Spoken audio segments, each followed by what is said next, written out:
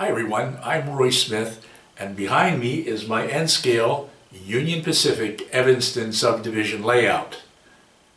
In February 2014, I experienced a spontaneous rebirth of interest in N-scale model railroading. Up until then, my interest in model railroading had been dormant for 30 years, since the mid-1980s when I built my last layout. This rebirth of interest in model railroading led to the creation of my Evanston subdivision layout. In this video, I'd like to show you the progress I've made so far in my layout since I began to build it in April 2014, and I will do so with a series of photographs. Then we'll run some trains. The N-scale layout I built in the mid-1980s was a freelanced Eastern layout set in Pennsylvania and based on Conrail. This time, I decided to build a prototype layout instead of a freelanced one, and I wanted the layout to have a western desert setting. I had very little interest in industrial switching. Instead, I wanted to build a modern era layout on which I could run mostly long unit trains of covered hoppers, coal porters, and tank cars. And I wanted a double-track main line which would allow me to run empties in one direction and loads in the opposite direction simultaneously. Early on, I discovered the Union Pacific Evanston Subdivision, which stretches from Green River, Wyoming, west to Ogden, Utah, a distance of some 160 miles or so. I decided to center my layout on the classification yard at Green River. From there, trains heading east would go down to staging tracks representing Cheyenne, Wyoming, and westbound trains would go down to staging tracks representing Ogden, Utah. I became totally fascinated with this Union Pacific prototype and with the geographic area of southwestern Wyoming and northeastern Utah through which my trains would run. I wanted to capture the feeling of that area on my layout. By March of 2014, I began to draw up a track plan using a computer program called Rail Modeler for Mac. I would use Cato Unitrack and Cato No. 6 turnouts exclusively on my layout. But an unfortunate lack of space meant I would have to cram everything into a room measuring 10 feet by 12 feet. I decided to build the layout in phases as depicted on this copy of my track plan. First phase 1, then 2, and finally 3. Phase 4 would consist of another helix to take the track to an upper level representing the Pocatello subdivision, but designing and building phase 4 would have to wait until sometime in the future. Having completed my track plan, I bought some lumber and began to construct the benchwork for my layout in my garage in April 2014. The lumber and hardware for my layout were just about the only things I could buy here in Panama City, Panama, where I live. There are no train stores here, so everything else for my layout would have to come in the mail from the States. Here you see the benchwork for phase 1 essentially completed, including supports for a backdrop. I wanted the benchwork to look like nice furniture, so I carefully sanded and varnished it. Since I was building it in sections held together by carriage bolts, I could later disassemble it and carry the sections from the garage where I constructed my benchwork up to the train room. As designed, phase 1 turned out to be 12 feet long and 18 inches wide. On the upper level of phase 1, I would locate Green River, and on the lower level I would lay tracks representing the off-layout destinations of Cheyenne to the east and Ogden to the west. The upper level is 56 inches above floor level, and the lower level is 48 inches above floor level, so the clearance between the two levels is 8 inches.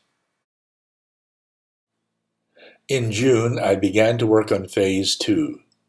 Here you see Phase 2 connected to Phase 1 using carriage bolts as always.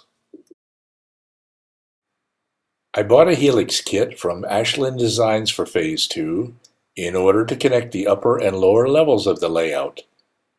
This helix has a 2% grade and a diameter of 36 inches. Here I've temporarily installed some Cato super elevated double track just to see what it would look like. Finally, in August, the benchwork for phases 1 and 2 was done. By now, I had installed a masonite backdrop. The top edge of the masonite backdrop is 72 inches above floor level, which is higher than my eye level. I first painted the backdrop white and later on overlaid the white with sky blue, making it darker at the top than at the bottom. Also later on, I would install a photographic backdrop on the masonite.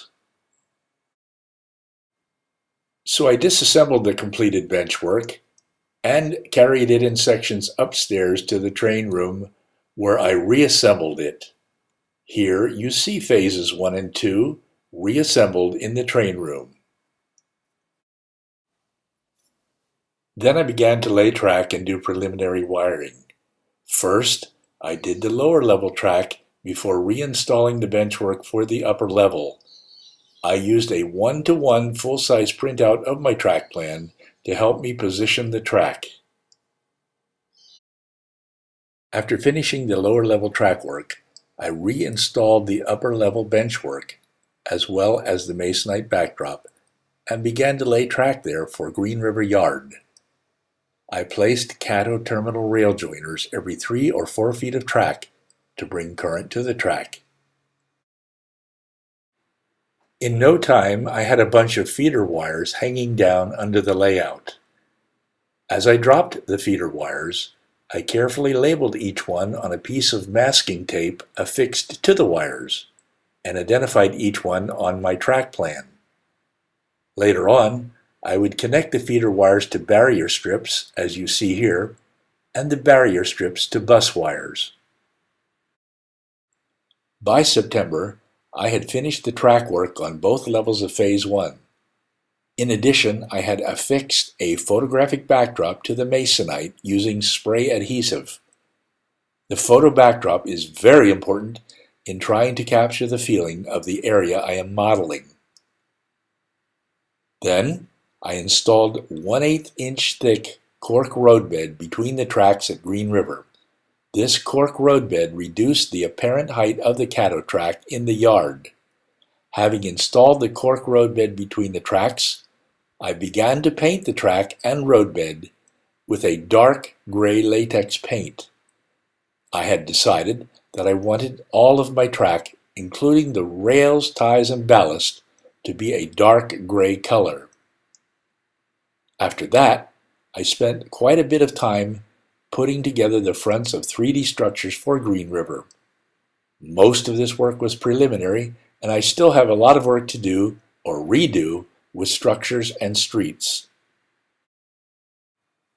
In January of this year, I finally began to construct Phase 3. I built the benchwork for Phase 3 in the garage as I had done for Phases 1 and 2, and then carried it upstairs to the train room where I connected it to the existing benchwork. The town of Evanston, Wyoming and Echo Canyon, Utah will be located on the upper level of Phase 3 with a scenic divider between them. At Echo Canyon, westbound trains begin to descend 8 inches on an oval helix at a 2% grade to staging or storage tracks representing Ogden, Utah. As you can see, I used a Woodland Scenics incline to establish a 2% grade for this helix, and above that, I carefully continued the 2% grade using plywood supported with corner braces. Below the helix, I have a desk or work area. By March, I finished the benchwork, track work, and wiring for Phase 3. I was able to lay the golden spike. This was a very important milestone because now for the first time, I could run trains continuously, and I could run them in both directions simultaneously on the double-track main line. I was very happy to finally be able to do this. Finally, in June of this year, I had gotten far enough with the bench work, track work, and wiring. Now, at long last, I could begin some specific projects on the layout. First, I built White Mountain atop the eastern helix. I used white styrofoam and joint compound to build White Mountain, but that's not why I call it White Mountain. Rather, White Mountain is the name of an actual mountain, or rather an escarpment, stretching some 20 miles or so from Green River to Rock Springs, Wyoming. Eventually, I will paint it with colors matching the photo backdrop. I also began to do some initial work on a fictional liquid propane transloading facility east of Green River. This project is still not finished. I undertook several other projects in the months that followed.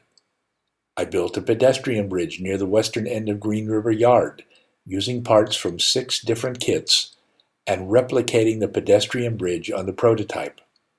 Like the prototype, this pedestrian bridge on my layout is a great location from which to do some rail fanning.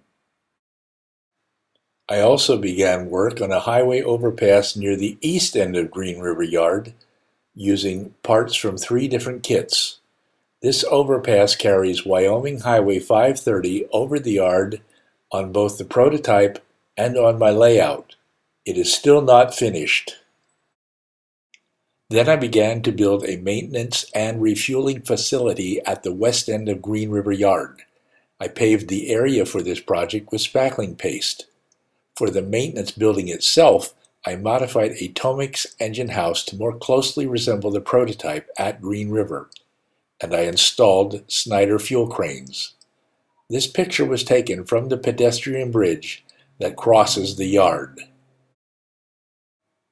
And most recently, I ballasted the track for phases 1 and 2, track which I had painted dark gray a year ago. As I mentioned earlier in this video, I wanted my track and roadbed to be a dark gray color like the prototype. Ballasting made an enormous difference in the appearance of the Cato Unitrack. All right, after a year and 8 months of work, that's where I stand with my layout. I feel like I've barely begun the work that must be done, and quite honestly, I doubt that it will ever be finished.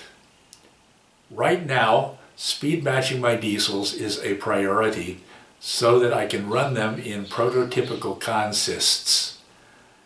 And eventually, I will design and build phase 4, which will include another helix and an upper level that will more than double the track length on my layout. Building my layout has been more fun than anything I've done since the mid-1980s. Because of it, I have made many new friends and rekindled old friendships. I've learned many new things, and I've had incredible fun hanging out at model train stores, clubs, and shows. Who knows what lies ahead? Now, as promised, let's conclude this video by running some trains.